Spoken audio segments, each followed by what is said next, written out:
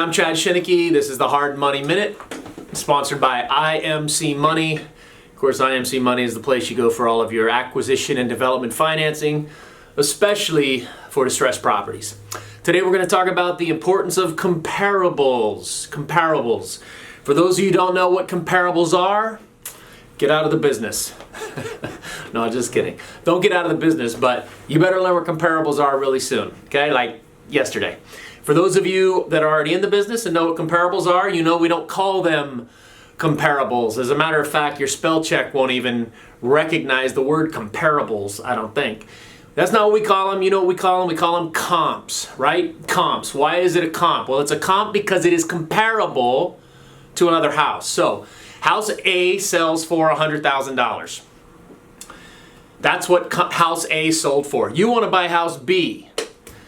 You're going to compare it to house A. House A sold for 100. So if house B is a similar size, similar shape, similar age, similar house, then that's a comparable or a comp. So you're looking for comps, comparables. You're looking for houses that are close to the subject property. So it should be not only close in proximity, it should be close in the age and the size. You don't want to compare a three-story house to a one-story house. You don't want to compare a house from the 1920s to a house that was built last week.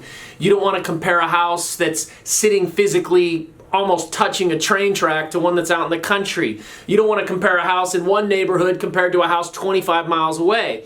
You want your comps to be, it's best if they're, like, the best comp is next door and across the street. Those are the best comps. If you got to go a little wider, okay, you go a street over, 2 streets over, 5 streets over. But you want those comparables, hopefully in the same neighborhood.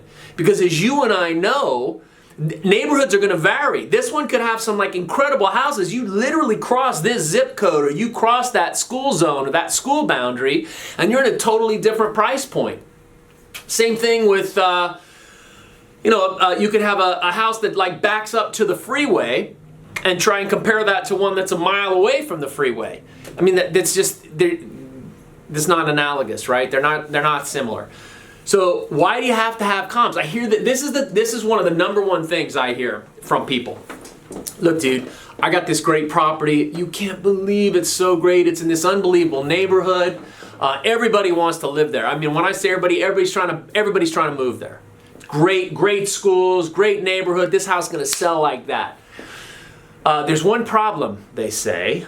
They say like, but Chad, I don't have any comps. The comps just aren't there. I know the value's there, but everybody, a lot of people have built new homes and they don't buy existing homes, or there's nothing to compare it to because it's an older subdivision and people are coming in and they're just buying the old houses and tearing them down and building new ones, or whatever the story is. And here's the problem with you not having the comparables, the comps that you need. Here's the problem. Problem number one, I'm not going to loan you the money on it. Because as a lender, all I care about is exit strategy. How do I get my money back? You're going to borrow the money. How are you going to pay it back? How are you going to pay it back? You're going to sell the house, right? Well, if there's no comparables, how do I know it's going to sell? Right? I mean, you can't just build a house and be the only one to sell a house in that neighborhood, in that price point. It's got to be something that the market will bear. So if you don't have at least 3 solid comparables, 3 solid comps, then I'm probably not going to loan you the money. But let's say for the sake of discussion that you were so into this deal that you're like, I don't care. You loan me half the money, I'll still do the deal. The house, $100,000, you loan me $50,000 on it. Forget about the comps. Well, okay, so let's say I do loan you the money. Whatever it would be, whatever it shakes out at, I loan you the money. You get the hard money loan, you go in, you start working on the house, you're going to flip it. Okay, who are you trying to sell that house to? You're going to sell that house to, middle income family, 25 to 45 years old, 2 to 3 kids. They have a job and they're going to buy a house and they're going to go get an FHA loan, or they're going to get traditional financing, or they're going to try to get some kind of financing. I mean, the odds of you going out, buying a house, renovating it, and then flipping it to somebody that pays cash, that's awesome, but it just doesn't happen as often. What happens much more often is people obtain financing. What happens when your borrower, your end user, the person that's buying the house from you, what happens when they're not able to get an appraisal on the property Because even though you think the value's there, they think the value's there, they go to get an appraisal and the appraiser can't find any comps. And so he's stretching for comps like 5 miles away, and then the underwriter doing the FHA loan or doing the conventional financing or whatever is going to say, hey, this looks like a great house, but there's no comparables.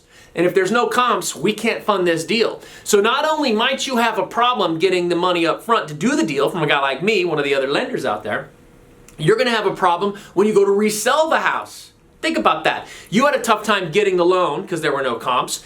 Are there magically going to be 4 or 5 more comps in the next 30 days, 60 days, 90 days, 120 days when you're done flipping this house? I don't think so. If there's no comps when you're done with the house, when it's ready to be sold, somebody else isn't going to be able to get financing. This little talk we're having right here is not about identifying comps. I have another video you can search that talks about finding the comps and what we look for specifically. This video is, you already know what comps are, you know what kind of comps to find, and you can't find them for the property you want to buy. Get a different property. Or offer the most ridiculously low money you can possibly offer on that house. So low that the seller might not even respond.